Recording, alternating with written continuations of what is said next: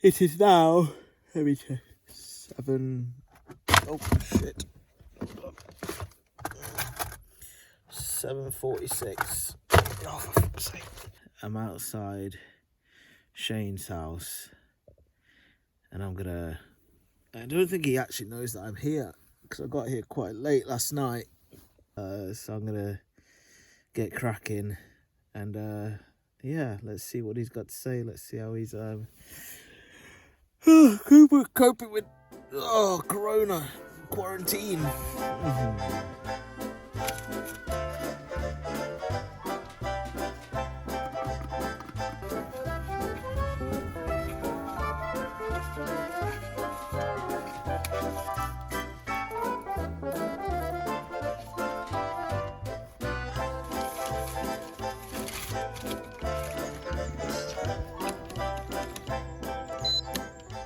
Hello? Is that Shane? Yes, it's Shane, yeah. It's Shimmy. Have you done that? You're in Spain, aren't you? Have you got into my cake? Hi. How you doing?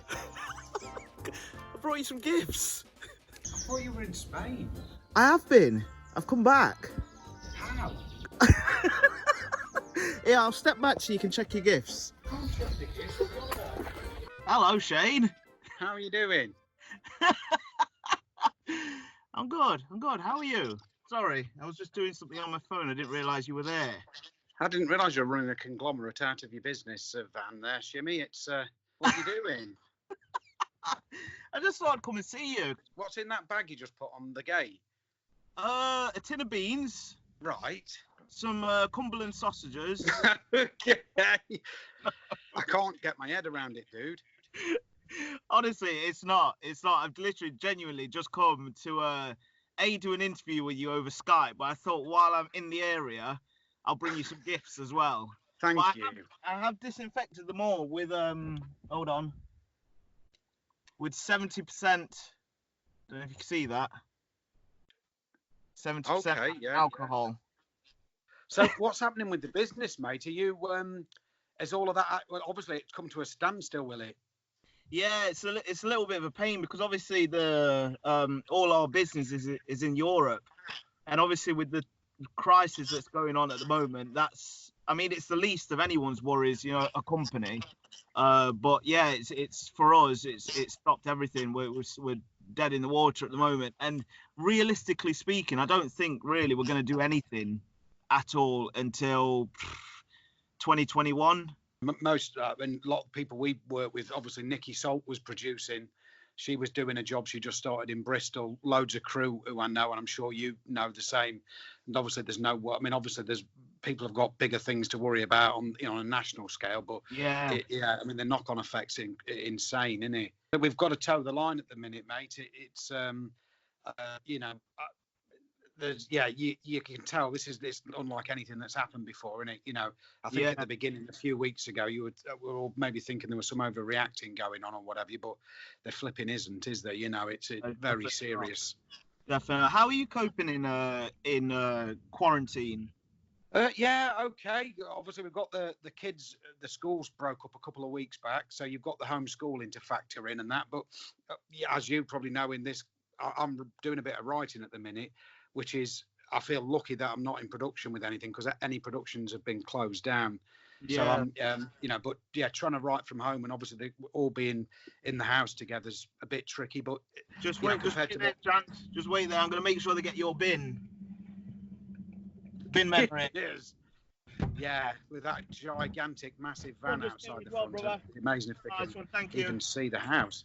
Hello. Burtons. Yeah. So obviously, just anyone being trapped in the house together and that, it's a bit different. Takes a bit of getting used to. But obviously, because Helen, who was the nurse in This Is England, she was in the sister in The Virtues.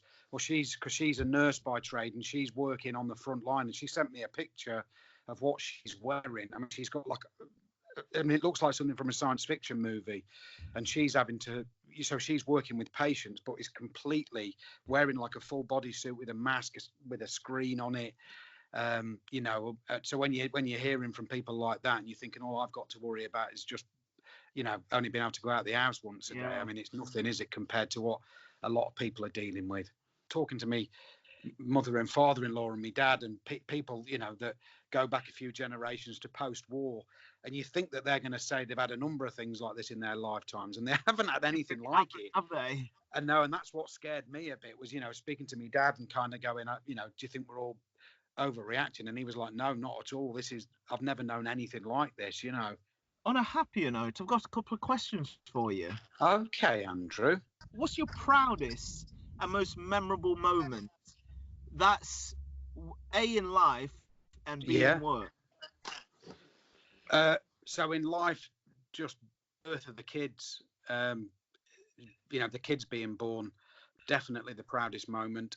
And in work, it was the night that we won the BAFTA, and Sylvester Stallone was the one announcing it.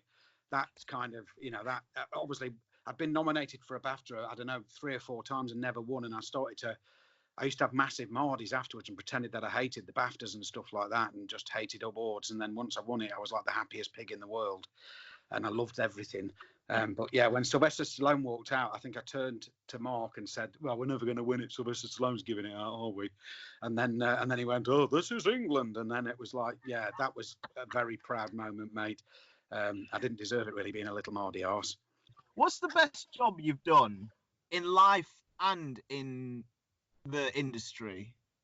Still say this day, my happiest time working was concreting with Dom Dillon in Burton. I was laying concrete, like going into factories, laying concrete around the edges of factories. And I know it sounds ridiculous. I love working in films, but the amount of stress that kind of goes with it, and then you're self-employed, so you have to sort all your own books out and VAT. When I was doing that, I used to get paid, I don't know, 20, 30 quid a day, and I get it every day. And then I just used it as food tokens and drink tokens, and then I just go and work hard the next day and then get more of the same tokens. And I was as skinny as a rake because I was working so hard, and I was just driving about with Dom having the crack all day in this van. And at the end of each day, I used to get this little envelope with pound notes in it. Happiest days of my life. What's the best job that you've done film-wise? Film-wise, I mean, it's This Is England, because I think just because the nights that we got to go back, because you get to go back again, you watch people grow up in a way. It was like a dramatic version of 7 Up, where you're watching people grow up over time. And so when you get to go back on a job with people, because normally with every job that you do, you have, a great summer, or, you say it's been the best job you've ever had. But then at the end of it, you all go off in your separate directions and you maybe don't see 80% of those people again. Whereas This Is England had that beautiful thing that we got to go back and keep reliving that summer holiday. So that's definitely the most special. Are we doing another one? Do whatever you want. Yeah, now you've got me and you're miles away. I meant This Is England. Oh, we do? Yeah, I don't know when, Shim, but I've got This Is England 00 in my head, the Millennium one, because I sort of thought it might be nice, because when did we shoot the last one? Was it 2015, 2016? Yeah. So you're already 5 years away, and obviously I don't massively want to copy the film idea of doing, you could do Gazza's Tears and stuff like that, but if I went back, I'd love to do a Millennium one. The thought of Gadget going on about, you can remember the Millennium Bug? I don't know if you remember all of that, where everyone thought every computer in the world was going to explode. But yeah, so yeah, I'd love to do another one, mate. I don't know when or where, or but we've got another 5 years in the bag, because obviously the last one was made in '90. So yeah, there's always never say never, that's for sure. Who's your favourite actor of all time?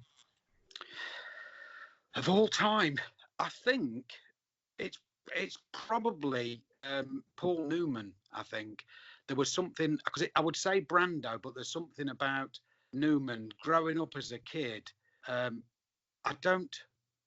The system's changed, that there was this kind of period coming out the golden Hollywood 40s and 50s before you got to the guys like Coppola and Scorsese, De Niro, Pacino, the kind of much more sort of independent actors. There was this golden period where you had these kind of Steve McQueen, Paul Newman characters that had all the guts and gusto, but yet somehow managed to sort of belong to that earlier heyday of incredible films. And Paul Newman, there's something about him and the life that he led, and he raced. What's the American version of Formula One called, Shim? Oh, IndyCars. Yeah, and he had his own race team. He was married to the same woman for 50 years, just like. And Butch Cassidy and the Sundance Kid, Cool Hand Luke, they're not even so much my favourite films. I don't think he's given maybe the individually the best performances, but as a man, that was the one person I always, while he was still alive, I just kept thinking I would love. I don't know how you put My Kitchen Sink World together with him, but I would love to have made a film with him. And I think I grew up watching films with my dad at weekends.